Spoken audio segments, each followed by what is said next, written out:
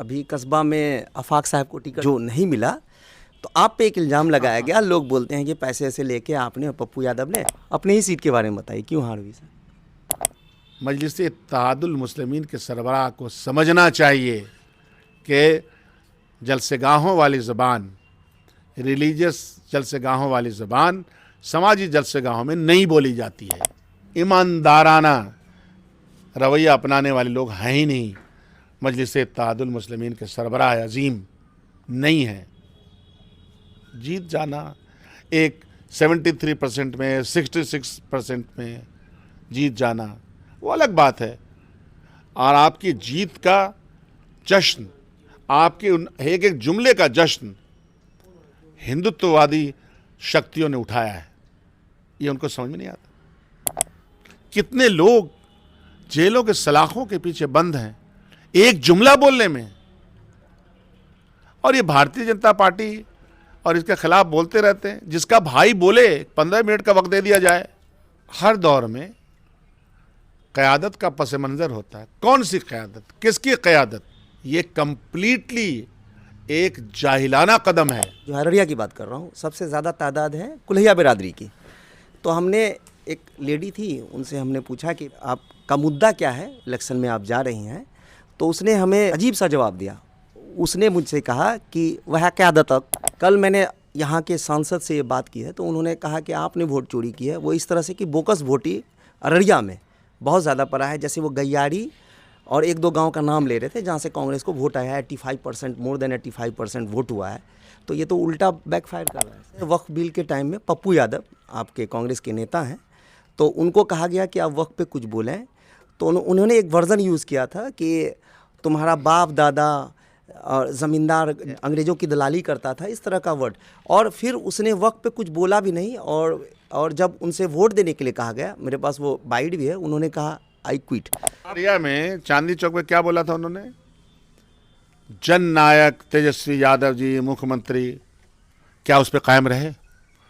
मैंने अभी क्या कहा था, इंसान अपने तारीख के आईने में पहचाना जाता है। यहाँ पे राहुल गांधी आए थे, तो हमारे मीडिया साथी में से किसी ने पूछा था कि चीफ मिनिस्टर के बारे में आप क्या सोचते हैं, तेजस्वी जी होंगे कि नहीं होंगे। तो उन्होंने बहुत वेग सवाल दिया, बहुत स्पेसिफिक नहीं किया। सवाल से ऐसा लगा कि जवाब से बचते हुए नजर आए। कैसे सहनी को लेना, आए और चले गए, नुकसान किया आपको। MIM क़यादत की बात करता है, मुस्लिम, पूरा नाम लीजिए उनका, ऑल इंडिया मजलिस इत्तेहादुल मुस्लिमीन। कॉम्प्लिकेटेड हैं अच्छा साहब, बहुत कॉम्प्लिकेटेड है। हमारे साथ अभी मौजूद हैं शकील अहमद खान साहब, स्वागत है सर आपका। जी आपका शुक्रिया। अपनी ही सीट के बारे में बताइए, क्यों हार हुई सर? कदवा सीट मैंने एनालिसिस किया कि मुझे अक्सरियत का हमेशा वोट मिला करता था, इस बार भी मिला, क्योंकि मेरी पूरी सियासत डेवलपमेंट की रही है। और ये मैं दावे के साथ कर सकता हूँ कि इस चारों ज़िले में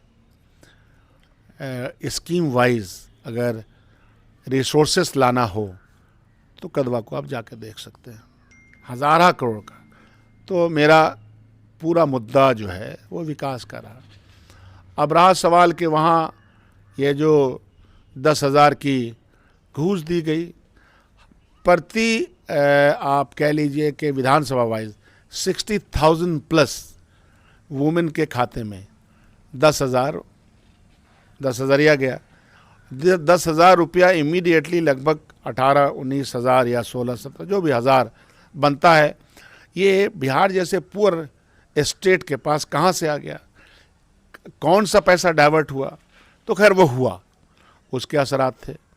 टोटल मैनेवरिंग इलेक्शन के दिन पे मैं बूथ पे देख रहा था, वो हुआ। और फिर अक़लियत तबके के बहुत सारे वोट्स जो थे वो जो है मजलिस इत्तेहादुल मुस्लिमीन ने ले लिया, मुसलमान के नाम पे ले लिया। मैं कभी हिंदू और मुसलमान कह करके कोई बात पॉलिटिक्स करता नहीं, न करूँगा। तो इन सब चीज़ों में गया। जब एक तरफ आप अक़लियत के बिरादरियों को, अक़लियत के लोगों को अक्सरियत के ख़िलाफ़ उकसाइएगा, तकरीरें कीजिएगा, तो उसके असरात अक़लियत पे जो पड़ेंगे सो पड़ेंगे, लॉन्ग टर्म पे तो में बहुत ख़राब पड़ेंगे, अक्सरियत पे भी पड़ते हैं। तो मिला जुला के ये रिज़ल्ट आया। सर ये मेरे दिमाग में एक सवाल है कि जो मतलब आप जैसे कद्दावर नेता होते हैं उनको इलेक्टोरल पॉलिटिक्स में इसलिए नहीं रहना चाहिए कि पार्टी के दूसरे काम बहुत करने होते हैं, आप ऑक्यूपाइड होते हैं, बहुत सारी चीज़ों को करते हैं, पॉलिसी मेकिंग, यहाँ जाना वहाँ जाना। तो उसके वजह से क्या होता है कि जहाँ से आप जहाँ के आप एमएलए हैं या एमपी हैं वहाँ पे थोड़ी रीच आउट कम हो पाती है, तो एक एंटी इनकम्पेंसिव फैक्टर होता है। आप इसमें कितना बिलीव करते हैं? ये आप बहुत सही कहते हैं। जनता को यह समझना चाहिए कि अल्टीमेटली एमएलए और एमपी किस काम के लिए बने हैं। वो बने हैं अनाउंस्ड स्कीम के। गवर्नमेंट ने गरीबी उन्मूलन के जो कार्यक्रम 44 रखे हुए हैं, जिसमें डेवलपमेंट है, जिसमें इंफ्रास्ट्रक्चर है, उस पे वो एमएलए कितना काम करता है, कितना खड़ा हो जाता है। हो सकता है कि मैं पर्सनल मीटिंग बहुत करता, लेकिन जहाँ पे मुझे जाना है वहाँ की सड़कें नहीं बनी होती। फ्लड एरिया में लगभग 100 से ज़्यादा पुल नहीं बने होते। मैं जाता ही रहता, मिलता ही रहता। व्यक्तिगत काम भी इम्पॉर्टेंट होते हैं, लेकिन क्या इम्पॉर्टेंट है ये प्रायोरिटी तो तय करनी पड़ेगी। एमएलए एमपी को भी तय करनी पड़ेगी और जनता को भी तय करनी पड़ेगी। अगर आप किसी समाज में लीडर बनाते हैं तो लीडर वो होता है कि जो अपनी कलम के ताकत से आपकी खुशहाली को लाता है। खुशहाली किन बुनियादों पे आती है? इलाके के डेवलपमेंट की बुनियाद पे आती है। स्कूल, स्वास्थ्य, सड़कें, बिजली, पानी, इसकी बुनियाद पे खुशहाली आती है। कि खुशहाली इस बुनियाद पे आती है कि आपको मैंने फ़ोन किया, आपने नहीं उठाया। 15,000 फ़ोन नंबर हमारे पास होते हैं। अभी मैं आपसे बात कर रहा हूँ, लगभग 10 फ़ोन घुस चुका होगा। तो हर फ़ोन वाला ये समझता होगा कि नेताजी मेरा फ़ोन ही नहीं उठाते हैं। तो इस ख्याल को थोड़ा बहुत इस पर सोचना पड़ेगा। आप लोग जिम्मेदार नहीं हैं, आप सोसाइटी को वो दे नहीं पाए, बिल्ड नहीं कर पाए। क्या सोसाइटी अभी इमेच्योर्ड है डेमोक्रेसी के? नहीं, मैं वो नहीं कह रहा हूँ, इमेच्योर्ड की बात मैं नहीं कह रहा। मैं कहता हूँ इसका मंथन होना चाहिए। मैं मंथन की बात कर रहा हूँ। इमेच्योरिटी और मंथन में बड़ा फ़र्क है। ये मंथन होना चाहिए। आज ही कदवा की जनता बहुत रोती है कि अब मेरे विकास का होगा क्या। कि जो आदमी, आज भी मैंने लिस्ट जारी किया 2 दिन पहले कि किन किन कामों को मैंने पाइपलाइन में सरकार के दे रखा है, जिस पे नए बने हुए एमएलए आके कहने दें कि मैंने काम करवा दिया। कदवा को आप देखिए 2015 के पहले और आज, ये फ़र्क आप लोगों को जानना चाहिए। लोगों से बात करें, ऐसे बहुत आपको हज़ारों इंटरव्यूज़ मिल जाएंगे। तो मेरी शिकायत उनसे ज़्यादातर ये रही है कि वो आए नहीं, मिले नहीं, कम मिले। मैं हादसों का भी शिकार हुआ। जाहिर सी बात है कि अल्टीमेटली तो आपको तो इसका मतलब हुआ कि कोई एमएलए एमपी जो लीडर है वो एमएलए एमपी न लड़े, उसको बस वहीं रहना है।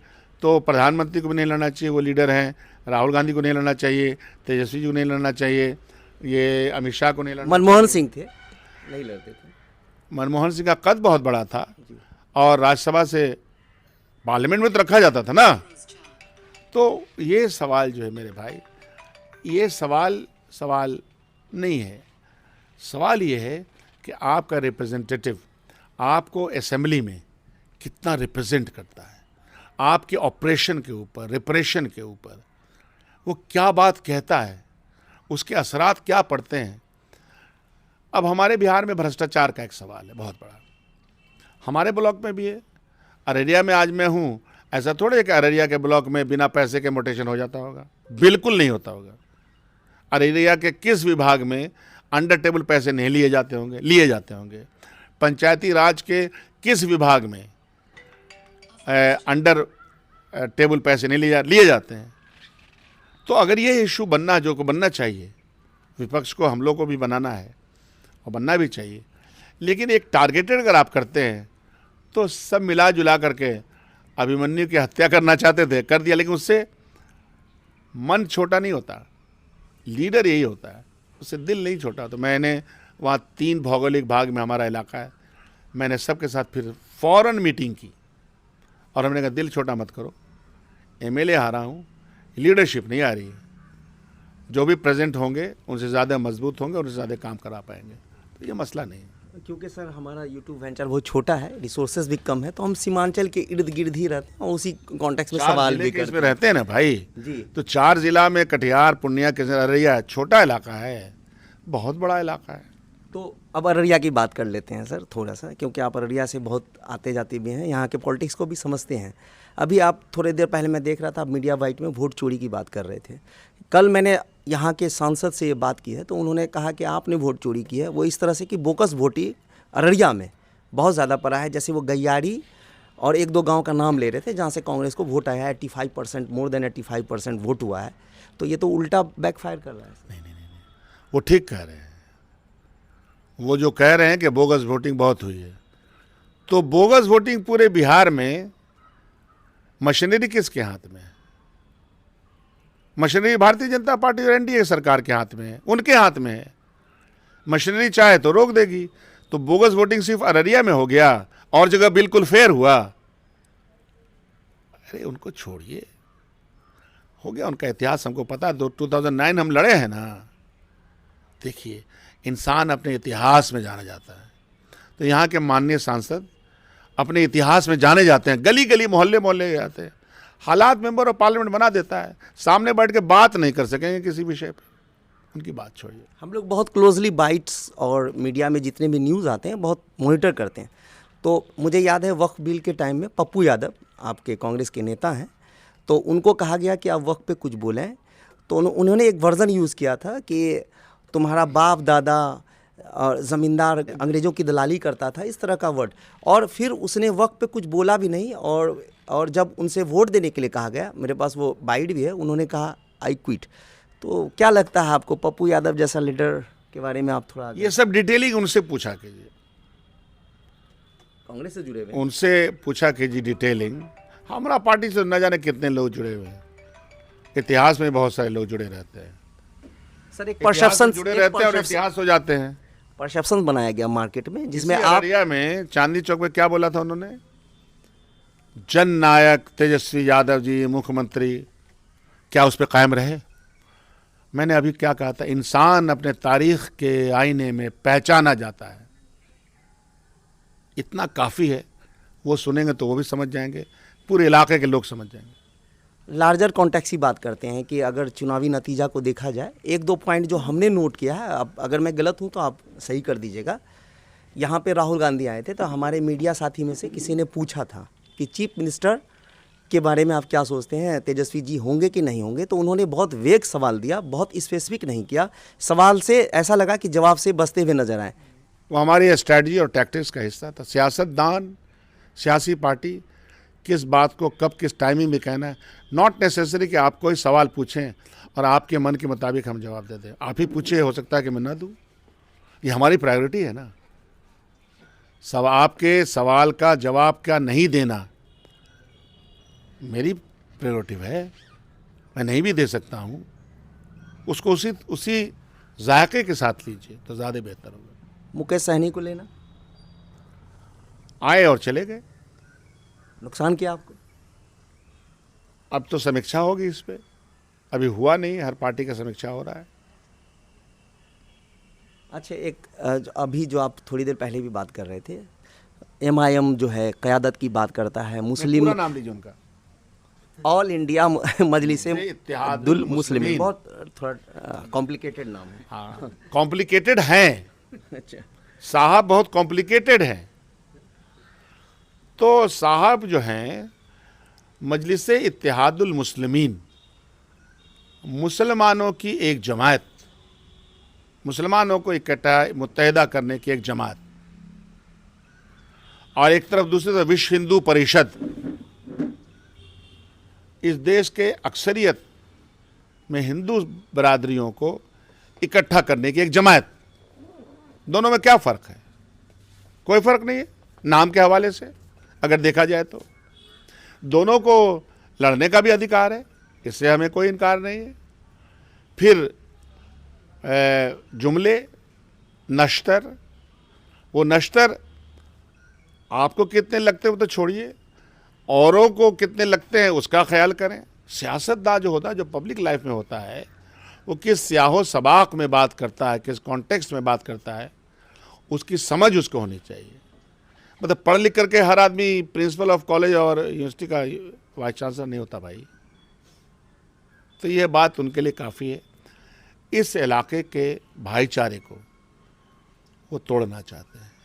अक्सरियत और अक़लियत इस पूरे इलाके में बड़े प्यार से रहती है और इलेक्शन के माध्यम से और अपनी तकरीरों के माध्यम से वो चाहते हैं कि अलग अलग खाना बन जाए। इसको हम होने तो नहीं देंगे, दिक्कत आएगी, मुश्किल आएगी, यहाँ के लोगों को सामना करना पड़ेगा और करेंगे। पिछले इलेक्शन का कंपेयर करें अगर सीमांचल में, तो अगर इंडिविजुअल कांग्रेस की परफॉर्मेंस देखी जाए तो बेटर है। देखिए, बेटर है, वर्स्ट 4 सीट जीते हैं, 4 सीट। बेटर वर्स्ट का सवाल नहीं है जी। सवाल ये है कि जो मंजरनामा बन रहा है वहाँ कौन कहाँ कैसे जीत रहा है वो बात छोड़िए। ये तो जो पूरा प्रोसेस ऑफ इलेक्शन हुआ है वो बेईमानी के रास्ते को अपना के हुआ है। बेईमानी के रास्ते से टोटल इलेक्शन में तो आप किसको फेयर कहिएगा, किसको अनफेयर कहिएगा। जो जीते हैं हमारे साथी उनको मुबारक और मुबारकबाद के मुस्तहिक हैं, इसमें कोई शक नहीं है कि ऐसे नामसायद हालात में भी, एक विपरीत परिस्थिति में भी जीत के आए, जहां उनके वोट के ऊपर हमले दर हमले हो रहे थे, वो जीत के आए। अब जीते हुए जो लोग हैं अपने इलाके की खिदमत करें,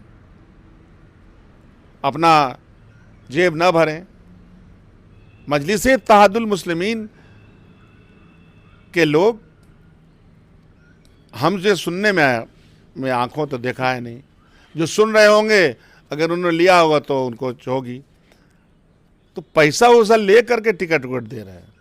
ये जो बात आपके माध्यम सुने होंगे, जो दिए होंगे, उनको बात बोल नहीं पाएंगे, उनको बात ये सच्ची लग रही होगी। ईमानदाराना रवैया अपनाने वाले लोग हैं ही नहीं। मजलिस-ए-इत्तेहादुल मुस्लिमीन के सरबराह अजीम नहीं है। जीत जाना एक 73% में, 66% में जीत जाना वो अलग बात है। और आपकी जीत का जश्न, आपके एक एक जुमले का जश्न हिंदुत्ववादी शक्तियों ने उठाया है, ये उनको समझ में नहीं आता। सर, मैं आपके साथ एक पर्सनल एक्सपीरियंस साझा करना चाहता हूँ। इलेक्शन के दौरान हमें वीडियो लेने का तो परमिशन होता नहीं है, फिर भी हम लोगों से बात करते हैं कि हमें एक ट्रेंड समझ में आए। तो यहाँ पे ज़्यादातर तादाद, जो अररिया की बात कर रहा हूँ, सबसे ज़्यादा तादाद है कुल्हिया बिरादरी की। तो हमने, एक लेडी थी, उनसे हमने पूछा आपका मुद्दा क्या है, इलेक्शन में आप जा रही हैं। तो उसने हमें अजीब सा जवाब दिया। उसने मुझसे कहा कि वह क़यादत, मैं उनसे पूछ रहा हूँ कि मुद्दा के बारे में, क्योंकि वो लगा कि कम पढ़ी लिखी हैं। तो वह क़यादत ये कुल्हिया लैंग्वेज में होता है। तो हमें ये लगा कि जो गरीब हैं, मज़दूर हैं, आप जो बोल रहे हैं पैसे की बात, हो सकता है, माइट बी राइट और रॉन्ग, वो तो कोई अब हमारे पास डेटा है नहीं उस तरह का। तो ये साउंड से आप क्या समझ रहे हैं, इसको आप उखाड़ फेंकेंगे आगे टाइम में? हर दौर में क़यादत का पस मंज़र होता है। कौन सी क़यादत, किसकी क़यादत? इस मुल्क में संविधान क़यादत का सबसे बड़ी किताब है। यह मुल्क संविधान से चलेगा। किताब की क़यादत, व्यक्ति की क़यादत, वह व्यक्ति अपनी क़यादत से फ़ायदा दे रहा है या नुकसान, यह सवाल है, उठेगा। उस व्यक्ति की सो कॉल्ड क़यादत से, मतलब खुद ही क़यादत, मेरा तशख़्ख़ुस, मेरा ईमान, सियासत में और हिंदुस्तान की जमहूरी निज़ाम की सियासत में ये चलता नहीं है। तो इसलिए ये फ्रेज़ ही अपने आप में गलत है, लोगों तक चला गया। व्हाट्सएप का ज़माना है, ट्रोल आर्मी है, वो ये कह सकती है। ये कंप्लीटली एक जाहिलाना कदम है। मैं फिर से कह रहा हूँ, पढ़ लिख करके सियासत की है मैंने, एक जाहिलाना कदम है। इस मुल्क की क़यादत जो होगी और जो हो रही है वो सेकुलर निज़ाम के तहत होगी, और उसमें सभी के भलाई की बात, किसी के ऊपर किसी तरह का हमला होगा उसके ख़िलाफ़ आवाज़ उठाना। क्या राहुल गांधी वो आवाज़ नहीं उठाते? कौन सा सवाल है राहुल गांधी और प्रियंका गांधी या गठबंधन के लोग पूरे मुल्क में नहीं उठाते? 50 से ज़्यादा तो वक्फ बिल हो या दूसरे सवालात हो, दलितों के ऊपर एट्रॉसिटीज़ हो, SIR का मामला हो, तो उसमें स्पीकर कौन है, किस मज़हब के लोग हैं? वो अक्सरियत के मज़हब के लोग हैं। तो कौन सी क़यादत? क्या वो क़यादत नहीं दे रहे हैं? क्या राहुल गांधी क़यादत देने में कमज़ोर हो गए हैं? आपने 5 सीट जिता लिया तो आप समझते हैं कि मैंने क़यादत दे दी, और आपकी क़यादत से चुने गए जो एमएलए होंगे वो क्या करेंगे, हम देखिएगा, आप 2-4 महीने में अंदाजा हो जाएगा। इस नैरेटिव को कैसे काउंटर करिएगा सर, क्योंकि आपने बोला कि मेहनत, लोग पढ़े लिखे कम हैं। मेहनत, जी, मेहनत, संघर्ष, लोगों को बताना आपके माध्यम से, जलसा के माध्यम से, इज्तिमा के माध्यम से, मिलन जुलन के माध्यम से, सफाई से बात करने वाले लीडरशिप की ज़रूरत है। ये नहीं कि यह बोलेंगे तो हम हार जाएंगे, यह बोलेंगे तो हम जीत जाएंगे, वो तो व्यक्तिवादी सोच है।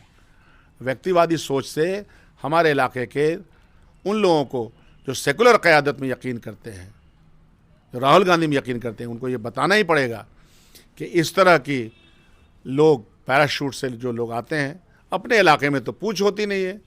111 सीट पे आप कौन तरह की पार्टी हैं भाई, क्या है आपका?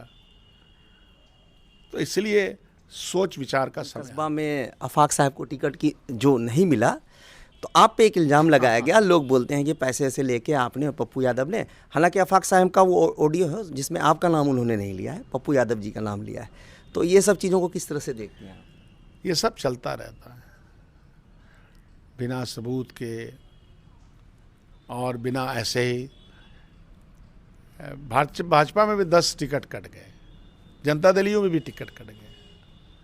एक इनकम्बेंसी फैक्टर होता है और कोई एक आदमी तय नहीं करता, लगभग 21 लोग होते हैं और मुख्तलिफ रास्ते से जो सेक्रेटरी इंचार्ज होता है वो 6 महीने पहले से लोगों के नब्ज़ टटोलता है, लोगों से बातचीत करता है, सर्वेज लोगों से बातचीत करती है, फिर वो प्रदेश इलेक्शन कमीशन में डिस्कस होता है, फिर स्क्रीनिंग कमेटी में डिस्कस होता है और सेंट्रल इलेक्शन कमेटी में चीज़ें डिस्कस होकर फाइनल होती हैं। तो ये तमाम लोग जो इल्ज़ाम लगाते हैं उनको ये बात मालूम है। और एप्लीकेशन का आना, अप्लाई करना या मुझे चुनाव लड़ना है, इसमें कोई दिक्कत नहीं है, कबाहत नहीं। कट जाने का मतलब थोड़े होता है कि आपके ऊपर इनफरादी तौर पे किसी तरह का हमला किया गया, बिल्कुल नहीं। और अगर आप इतने, मतलब आपके अंदर इतनी, पार्टी सबसे बड़ी होती है। मैं बहुत सारे इंडिविजुअल्स को देख रहा हूँ कि पार्टी, आप इंडिपेंडेंट लड़ गए तो क्या हाल हुआ, इसका मतलब है कि आप जनता के बीच में पार्टी की वजह से थे। आपका अपना तो एक कद था, छोटा सा कद होता है, पार्टी बड़ी होती है, पार्टी रिसोर्सेज देती है, पार्टी लीडर मुहैया करती है। उसी कस्बा में क्या हुआ, इरफान को वोट आए, इरफान का सर्वे नंबर 1 रहा होगा तभी हमारी पार्टी ने और सेंट्रल इलेक्शन कमीशन ने दिया होगा। ये सब समझदारी होनी चाहिए। क्योंकि सर आप बहुत मैच्योर्ड हैं, मैं एकदम टू बी वेरी फ्रैंक, पैसे का वाकई खेल होता है क्या टिकट देने में? बिल्कुल नहीं होता, बिल्कुल नहीं होता है। आप लोग जिन जिन पे इल्ज़ाम लगा है या जो लोग जिनका टिकट सो कॉल्ड काट के बने हैं उनका इंटरव्यू ले लीजिए। चलिए इरफान से ही इंटरव्यू ले लीजिएगा कि क्या इरफान भाई सच बताइए कि ऐसा कुछ हुआ क्या? ऐसा कुछ होता नहीं। लोग टिकट की मुखालफत कर सकते हैं, विचार रख सकते हैं, ये सब हमारी पार्टी जो चुनाव लड़ती है उसको रिसोर्सेज मुहैया करते हैं। भाई चुनाव लड़ो। आपके लिए एक फीडबैक है सर, मैं आपके स्पीचेस और इसको बहुत फॉलो करता हूँ। उर्दू आपकी बहुत अच्छी है, कुछ मदरसा का बैकग्राउंड अगर है, उर्दू बहुत अच्छी है वाकई। बचपन में मकतब में पढ़ा, 3री जमात में फिर सरकारी स्कूल में पढ़ाई की, घर का माहौल बेहतर रहा, अम्मा अब्बा दोनों ने उर्दू भी पढ़ी थी, पढ़ाया भी, सही तलफ़ुज़ के साथ पढ़ाया। तो ये कोई सवाल थोड़े ही है भाई, सीखता भी हूँ, पढ़ता हूँ, सीखता हूँ। उर्दू से PhD भी की है, वो भी एक है, और किताबें पढ़ता हूँ, लफ्ज़ों को समझने की कोशिश करता हूँ। तो वो कोई मसला नहीं, घर की तालीम ऐसी रही। जिस घर के माँ बाप ने अपने बाल बच्चों को ज़बान की तरबियत होती है, एक ज़बान बोली जाती है, एक ज़बान की बोलने की तरबियत होती है, तो मेरे घर में रही है वो तरबियत, तो इसलिए वो रहा है। लेकिन मैंने कहा ना, फिर मैं कह रहा हूँ, जज्बात को बरंगेख्ता करने वाली इश्तियाल अंगेज़ तकरीर से मैं वबाल ला सकता हूँ, लेकिन उसकी ज़रूरत नहीं, वो लाता नहीं हूँ। यह बात मजलिस इत्तेहादुल मुस्लिमीन के सरबराह को समझना चाहिए कि जलसेगाहों वाली ज़बान, रिलीजियस जलसेगाहों वाली ज़बान समाजी जलसेगाहों में नहीं बोली जाती है। फिर एक फीडबैक, आप समझ कैसे गए कि मैं कहाँ लेके जाना चाह रहा हूँ आपको? तजुर्बा हो गया, 61 साल उम्र हो गई मेरे भाई, बहुत कुछ खोया है, बहुत कुछ पाया है। तो वो समझता हूँ कि क्या हो रहा है इस इलाके में। इस इलाके को चरागाह बनाया जा रहा है। मुझे अफसोस है, और इस इलाके के जो लोग बाहोश लोग हैं, बहुत बड़ी तादाद में बाहोश लोग हैं, वो इन सब बातों को समझेंगे। एमएलए और एमपी बनना ज़िंदगी का ख्वाब नहीं होना चाहिए। समाज को बदलना पढ़े लिखे बाशोर लोगों का ख्वाब होना चाहिए। सर ये बताइए, आपको ये लास्ट सवाल है ये कि आपको क्या लगता है कि मीम के आने से एक नैरेटिव बिल्ड हो रहा है हिंदू मुस्लिम? बिल्कुल, जानबूझ के उनसे कराया है भारतीय जनता पार्टी ने। कितने लोग जेलों के सलाखों के पीछे बंद हैं एक जुमला बोलने में, और ये भारतीय जनता पार्टी और इसके खिलाफ बोलते रहते हैं। जिसका भाई बोले 15 मिनट का वक्त दे दिया जाए, क्या यह मुमकिन है इस ऐसी हुकूमत में? तो क्या है ये? तो उनका काम आसान हो रहा है। जाहिर सी बात, उनका काम आसान किया जा रहा। भाई ऐसा थोड़े, हर जमाने में इक़्तिदार से चिपक कर खुद को बढ़ावा देने की कोशिशें रही हैं। तारीख इसके गवाह है। आपने हमें वक्त दिया, आपका बहुत बहुत शुक्रिया। बहुत शुक्रिया भाई।